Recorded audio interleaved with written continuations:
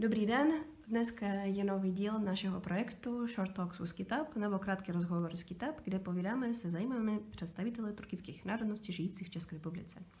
A dneska jsme na návštěvě u paní Lily Husnudinové Animajeve, Žorber, tři přejmení hned, představitelky tatarského národa, žijící v České republice a nějakou dobu nebo i žijící na půl ve Francii. Paní Lilie je hudebnicí, podnikatelkou a její členkou našeho spolku Kitab.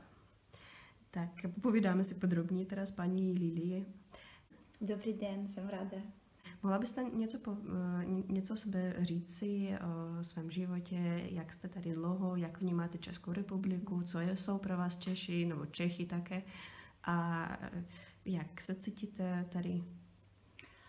Děkuji moc za pozvání, děkuji vám poprvé. A to, co týká se mě, jsem psycholožka. A děkuji za to, že mě řekli, že jsem malířka, muzikant a tak dále, ale jako kvůli vzdělání a kvůli práci, a je to moja taky duševní záležitost, jsem psycholožka a miluju své práce, miluju svou destiny, můžeme říct tak, svůj jako životní osud s tím vázaný. V Čechách žijem už 25 let a strašně jsem vděčná celkové té zemi za svůj život tady. Po-prvé chci omluvit svou nedokonalou češtinu, ale snažím se mluvit. Pravdu, kdybych můj život pokračoval v Rusku, v Moskvě, když byla v době 90. let minulého století, určitě bych neměla 5 dětí. Přestěhovali jsme tady s dcerou a s mojí mamou v roce 95. Dceře bylo 7 let. Kdybych zůstala v Moskvě, určitě bych měla jenom dceru, pokračovala v kariérním rostu a už nikdy bych nešla jako na další děti. A tady v Čechách jako ten život v Evropě, a hlavně není jakoby lehčí nebo těžší život, ty jiné hodnoty, jiné vztahy mezi lidmi, celkem mě povolili to, že mám 5 dětí a jsem strašně šťastná mama. A teďka už je šťastná babička taky. A to, co týká se celkem mého vztahu k Česku, můžu říct, že to nebyl jednodušší vztah a nebyla jednoduchá cesta k takové lásky, k takové nějaké pohodě. To bylo dost těžké. Poprvé, čeština je velmi blízká k ruštině, ale je to úplně jiný jazyk. A když nemluvíš česky, poznat Čecha vůbec není možné. Jenom přes jazyk, přes poznání mentality, jako krok za krokem jsem jako přiblížila k tomu, že začala vůbec chápat českou mentalitu a jak veliké, jak opravdu obrovské české srdce je. Je to, už byl rok asi, už konec, to byl 2009-2010, nějak tak, když se seznámila se skupinou lidí, které patří k českému art, byli české malíři a zakladatelé galerie a tak dále. A od té doby začala mluvit česky. A jakobych není jenom jako v obchodě koupit, tam nakup a tak dále, a něco opravdu o duše, o ničem vysokém. A od té doby začala milovat jazyk, ale pozor, to bylo 16 let, jako ta cesta trvala 16 let. A pak opravdu krok za krokem začala objevovat, jak veliké, jak ohromujíce zajímavé česká mentalita, jak ohromujíce zajímavé to české srdce, ta česká duša. A jak jste mluvila teda předtím? V jakém jazyce? Spíš anglicky. Jsme přistěhovali a mluvili všude jenom anglicky. Když zkusili mluvit rusky, tak bohužel nám to jako odpovědali, že se vraťte zpátky do Sovětského svazu a tak dále. No to bylo jenom na začátku. Pak někdy už od 2005 roku, myslím, že tam byla hodně ta změna protože přestěhovala tady hodně různých lidí a já myslím, že ten jakoby postoj k ruským taky změnil. A mluvíte nejenom česky, anglicky, mluvíte i francouzsky, ty spíš nějak jste nějak pohybovala jste nějak ve Francii nebo ještě v tom období?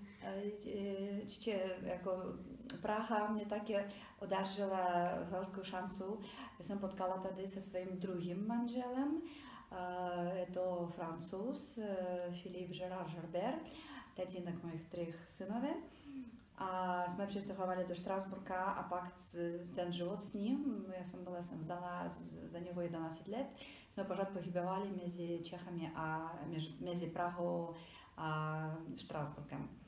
A tak ano, já mluvím a pracuji v 4 jazykách jako psycholog, pak ještě pokračuju se španělštinou a němčinou, velmi mě to zajímá.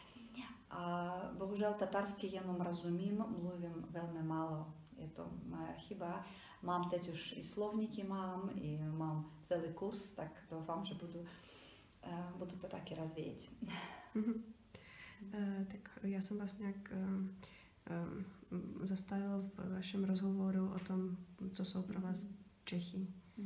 Takže jste potom, co jste nějak našla tu skupinu, začala jste mluvit česky a pak se to pro vás otevřel jiný život Česka. Ano, já jsem poznala české ženy, které úplně jiné, které krásné, které jako velmi, jako opravdu mají obrovskou dušu. Je to jinak než v Rusku, jinak než v Japonsku a tak dále. A je ta cesta, abych to uviděla, říkám, že byla není jednoduchá. A pak můžu říct, že po 25 letech poprvé byla na hoře Žip. A ten Žip pro mě stal posvátným místem. Je to teďka moje místo síly. Bohužel nebyla tam dřív, ale aspoň teď. A můžu říct, že díky tomu karanténu teďka v průběhu té pandemie jsem začala chodit na exkursie. Je to bylo takové malé exkursie pro malé skupiny, pro velké to zakázané. A není takové jako běžné exkursie, ale nějaký takový s nějakým speciálním akcentem, například tajné Prahy, sekretná Praha, neviditelná Praha a tak dále. A poprvé objevila tolik věcí, které vůbec neviděla v průběhu těch 25 let.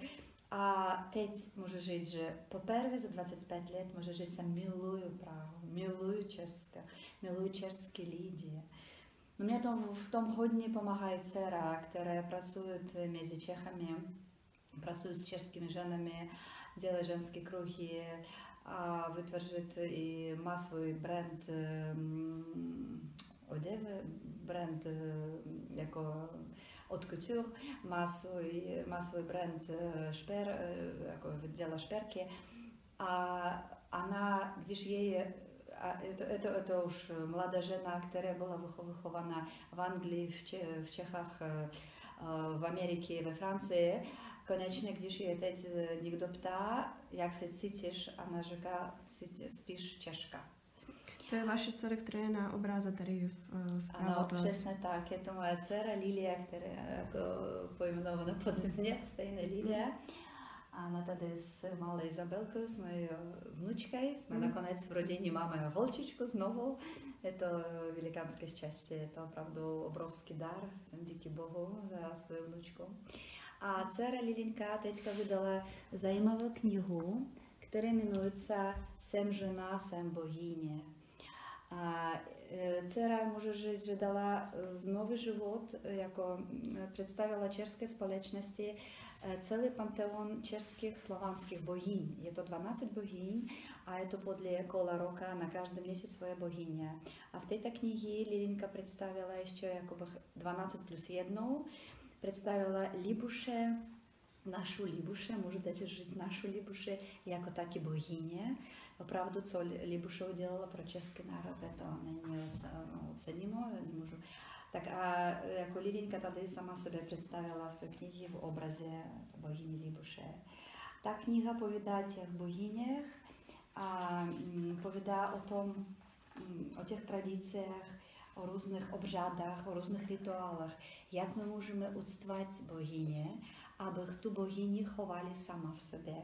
Protože każda z nas žen jsem žena, jsem bohyně. A můžu říct, že dcera moja mě učit, jak žít v tom konceptu. Da? Pořád chovat tu bohyni v sobě a pořád se dávat svoje dary vnitřní najev a dávat jich lidem kolem sebe. Быть богиней не знamená, že ty budeš sedět jenom v židli a všechny se jako kolem tebe bude točit samo. Ne. Bohyně tvořit život. Bohyně umí zachránit svých blízkých. Bohyně umí bojovat. A ty věci krok za krokem se pro mě staly jako otvírat se tady v Čechách. Já myslím, že díky tomu, co tady jsou v společnosti, co v společnosti jsou. Takže propojujete tu tatarskou a slovanskou nebo českou kulturu nějakým způsobem? Určitě. Já myslím, že to, co mám v sobě jako tatarka a tě koření, pro mě velmi důležité. Jsem hrozně vážím své koření, znám své předky do 7. kolena. Vydala knížku své mamy, Kdo jsme my, odkud pocházíme, je to knížka mojej mamy. Je to takové krátké povídky, jsme přeložili to do češtiny, z její dětstva, kdo jsme my, jaký život jsme prožili. Jinak, jak bych moje děti, které prožívají tady v Čechách nebo ve Francii, mají plnou mentalitu takových moderních evropských lidí, jak bych oni pochopili, jaká krev teče v tvých žilách. Protože ta informace, které jsou v našich žilách, které jsou v našich genách, ta informace pořád v nás pracuje. Jako psycholožka. Aha. Jako psycholožka? Jako psycholožka můžu říct, že nikdy jsme nemůžeme utéct od toho, co zapsáno v našich genách. Vidím, jak lidi se chovají a pak jako člověk, když analyzuje průběh svého života, nemůže říct, proč on tak to udělal, proč on to řekl, co. A je to všechno ukořeněno v jeho genách. Je to může být prožíval jeho pradědeček, prababička, něco, co zůstalo tam v krvi. A teďka to vybuchlo v něm. My musíme opravdu dobře vědět, co a jak bylo s našimi předky. Je to velmi důležité, aby jsme pochopili sami sobě. Tak já velmi vážím své kořeny, velmi vážím to, jsem tatarka. A to, já myslím, že tatarské ženy jsme takové bojevnice. A přitom, že jako náboženství máme islám, ale jsme velmi odlišní od arabských žen například. Jsme velmi odlišní od takové jako klasické modely islámské ženy. Jsme bojovnice, jsme umíme bojovat a jsme vždycky zachráníme jako našich blízkých. I můžu říct, že v tom obraze například Libuše já taky našla tu harmonii a ta Libuše pro mě můžu říct jako tatarská žena. Ona stejná silná, stejná jako bych vlastnit svůj život, přitom prožívá ho naplno, jak chce. A přitom dost moudrá, abych zachránila život lidí, za kterých odpovědná, a jako dost moudrá, že abych řídila celý národ. Tak já myslím, že my jsme tady úplně v pohodě. A teď můžu říct, že miluji Česko a vděčná za to, co tady prožívám. A ty nejhorší chvíli života, které prožívala v posledních 2 roky, spojené s mojím pátým dítěm, s Rafaelem, můžu říct, že mě Čechy podporovali nejvíc. Nejsme občany Česka, da, máme tady trvalý pobyt, ale Čechy mě podporovali nejvíc, víc než Rusové, víc než Francouzi. Tak budu ráda, když taky někdy budu mít možnost a právo žít jsem Češka. Tak a cítíte se víc jako určitě jako Tatarka. A co vaše dcera? Vyfotila se jako v obraze Libuše, takže taková tatarská Libuše. A cítíte se jako Tatarka nebo Češka? Nebo neptala jste se jí? No, tím, že nemluví tatarsky, přitom zná z paměti moc dobře několik moliteb, které jej četla ještě její prababička. Jako určitě může žít i sám myslet, takové obecné věci. Tím, že nemluví, tak не может жить, že jako, не říká, že jsem Tatarka, ale pořád v každém interview všechním kolem sebe pořád vysvětlují, že odkud pochází, kdo je ona, že Tatarka má velmi silné kořeny a hlavně velmi silnou tu ženskou linii a tak dále. Já myslím, že ona je moc pyšná na to. To jste zmínila, že neovládá tatarštinu, tak nemůže říct, že je Tatarka. Takže pro vás Tatarka je ta, kdo mluví tatarsky, nebo jsou další nějaké prvky, co musí mít Tatarka? No určitě ne. Ta historie Tatar natolik propojena s historií ruského státu, že nemůžeme to rozdělit. Například moc miluji takovou větu. Někdo ptal ženu mého brata, že proč vy Tatary nemáte svůj stát? Proč vy máte jenom autonomnou republiku v prostředí Ruska? Tak žena mého brata odpověděla, a proč jsme nemáme svůj stát? Je to náš stát. To Rusko je to náš stát. Protože my vždycky žili v Rusko. Naše historie propojena s ruským carem, sloužili jsme při všech ruských carech a je to opravdu náš stát. Tak tím, že mluvím rusky, mnohým líp než tatarsky, je to proto, že jsme vyrastali v Sovětském svazu, kde ruský jazyk byl na prvním místě, to bylo normálně pro nás. Tak určitě, Tatarka – это сильная жена, odpovědná žena, žena, která rozhoduje, žena, která bojuje za život, za lepší život pro sebe, své děti a svou rodinu, která může zachránit a svého muže taky. Tak, no, když ještě mluvit tatarsky, tak je to super. Tak já to budu snažit teď pokračovat v svém studiu. Jako, když například mluvím, poslouchám tatarskou řeč a mluvím, tak za 3-4 dny začínám už mluvit líp a líp. Určitě, když pojedu někde na vesnicu na 2 týdny, za 2 týdny už budu mluvit, protože ta paměť existuje. Ta babička s námi celý život mluvila tatarsky a my jí odpověděli rusky. A to bylo normálně v každé rodině v Sovětském svazu, v každé tatarské rodině v Sovětském svazu, že babičky, ty starší generace mluvili s námi, na nás mluvili tatarsky a my odpověděli rusky. A co je pro vás Tatar nebo Tatarka, jako 3 vlastnosti, co musí mít Tatarka? No, určitě jako tatarská žena, tatarský muž, je to různé mentalita.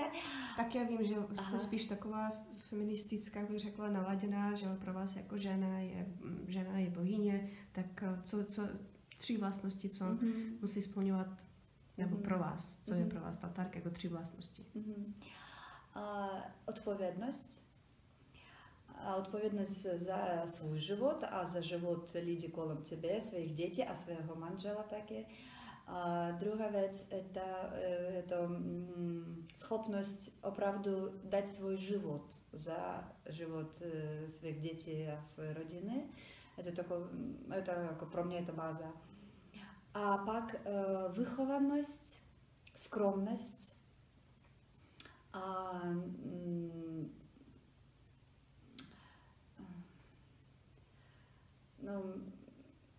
no spíš vychovanost není jenom vychovanost, jako jak se pohybuješ v společnosti, a taky jako vychovanost studijná.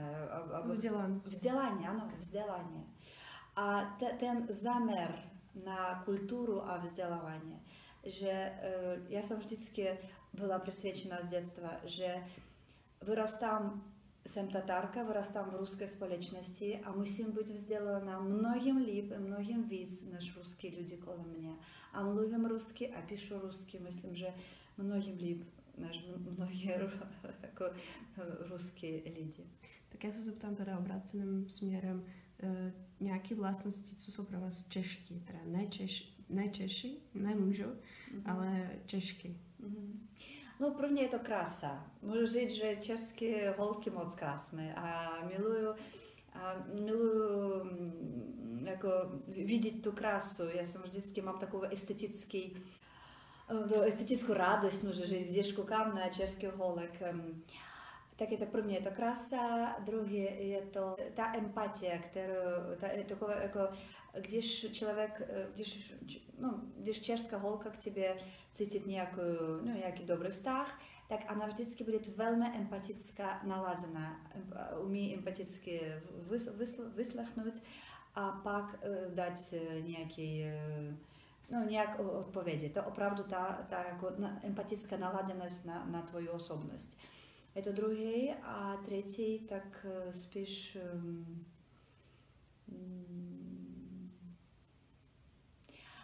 to sestrinství, schopnost k tomu sestrinství, to prožívání, že jsme sestry, že jsme můžeme udělat ten ženský kruh a když žena schopna vytvořit ten ženský kruh, vycítit tu sílu, už nikdo nikde jej jako nezvítězní. Díky. Tak jak reagují Češi na to, že jste Tatarka? Mají nějaké pojetí toho, co jsou Tatáři? Co mě překvapilo, to bylo poprvé v roce 2009. Já jsem byla v té společnosti, o které už mluvila, je to společnost malířů a galeristů. Poprvé řekla, že jsem z Ruska, ale nejsem Ruska, jsem Tatarka. Tak vycítila hned, jak ti lidi, kteří koukali na mě jako na Rusku, hned jako stali hodně teplejší, hodně blíž a opravdu ten zájem k mojej osobnosti. A co mě překvapilo, že všichni věděli, kdo je Tatary. Určitě těch jako Tatar jako první reakce to Čingis Khan a Mongolové, ale věděli dobře, že existuje autonomní republika Tatarstan v Rusku, že je město je to Kazaň a takové věci, které například ve Francii málo kdo zná. V Čechách ti lidi to znali. A od té doby stalo používat to, že když někdo nový mě zeptá, odkud se pocházíte, já říkám, jsem z Ruska, ale nejsem Ruska, jsem Tatarka. A pak, když člověk neví, já mu vysvětluji, kdo je Tatary, když ví, tak pohybujeme v tom rozhovoru. A to vždycky mě dávalo moc dobré výsledky. Si můžete říct pár slov, jak jste se seznámili, proč jste našla tatarského manžela? Na jedno to byla náhoda, na druhou to bylo osud. Naši kamarády, kteří jsou taky Tatáři, mě nabízeli, abych udělala výstavu manžela, mám s tím zkušenost, už dělala výstavy hodně. A tím pádem mě poslali jeho telefonní čísla, zavolali mu do galerie, promluvili to, probrali. A tak přibližně půl roku se volali, někde na Facebooku se psali a tak dále. Pak měla příležitost, letěla do Paříže, musela tam k synovi a měla 2 dny volně. Tak a proč ne? Pojedu, promyslel, že pojedu za Renatem, kouknu na ty obrazy a domluvíme, jak jsme uděláme výstavu v Praze.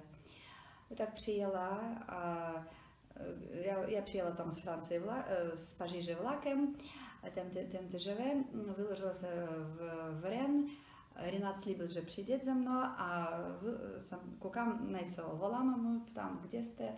On říká, že teď už 1 minutku jenom. A pak mě ptá, Lilinka, a jak vás poznám, jako mezi ostatními? Já říkám, Renat, mně není možné, abych vy mě nepoznali. Já jsem byla toliko šistá. A pak, když on přišel, jako koukal mu do očí a pochopila, že je to můj člověk, je to můj muž a celý můj život jsem šla k tomu člověku. A teď udělám všechno, aby ten člověk byl se mnou. To je krásná historie, krásný příběh. Já vidím teda, že na sebe máte i tu vestu tatarskou. Ano, strašně ráda. A často ji dávám na sebe jako normálně, není jenom na nějaké naše tam праздники, на nějaké naše slavnosti, setkání. Dneska jenom tak jezdila po Praze a viděla, jak lidi to obdivují. A ptají se, odkud je, kde jste to koupila? A dneska ne, ale normálně ano, často to ptají. Já říkám, že v Kazani a můžete to objednat přes internet a tak dále. Tak. Super. Dobře, tak asi na závěr řeknu, že paní Lilie často organizuje nějaké výstavy pro svého manžela. Děkuji moc. My máme stránky velmi jednoduché animajev.com. Je to stránky mého manžela, tam dáváme vždycky informace. Dáme to odkaz. Ano. A pak jsem psycholožka a můj jako ten domén, v kterém pracuji, to spíš vztahy v rodině, rodinné vztahy, dětský autismus, celý spektr, plus dysgrafie, dyslexie. Mám ráda, pracuji s dětmi, protože když pracuješ s dětem, nemůžeš pracovat jenom s dětem, pracuješ pak už s celé rodinou. Je to velmi zajímavé a mám moc dobré výsledky, tak kdybych někdo chtěl přijít jako klient, budu taky ráda. Díky za povídání, za náš celý rozhovor. Co jsem měla takový pocit, že jsme povídali s celou vaší rodinou, nejednou s vámi, když jste byla jenom tady sama. Tak děkuji vám moc krát za rozhovor, za pozvání a těšíme se na další návštěvu. Děkuji moc. Setkání.